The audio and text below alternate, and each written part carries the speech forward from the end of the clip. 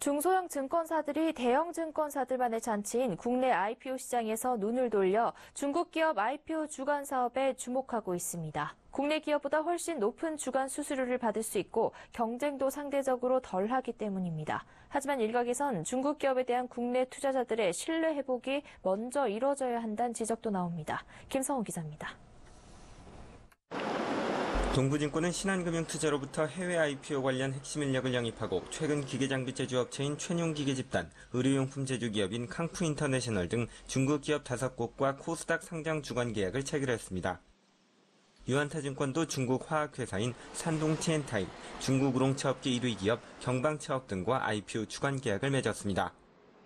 하나금융투자는 금관원, 창홍플라워 등과 IPO를 진행 중이고 신한금융투자도 어제 중국 화장품 원료 기업 컬러레이 홀딩스를 코스닥에 입성시킨 데 이어 차이나 코리아 친환경그룹, 팀베스트 인터내셔널 등 중국 기업의 IPO 주관을 맡았습니다. 중소형 증권사들이 이처럼 중국 기업 IPO에 적극적으로 나서는 것은 국내 IPO 시장을 대형사들이 독점하고 있는 상황에서 새로운 수익원을 발굴해내야 하기 때문입니다. 실제로 올해 상반기 IPO를 통해 국내 증시에 진출한 21개 기업 중 17곳의 IPO를 대형 증권사가 주관했습니다.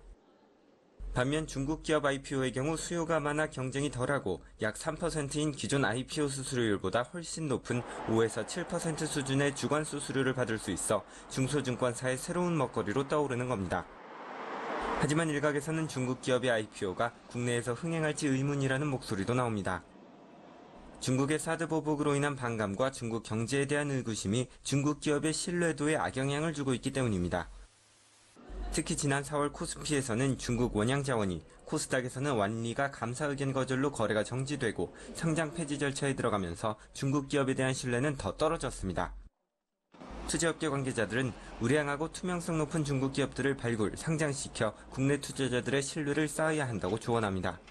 서울경제TV 김성훈입니다.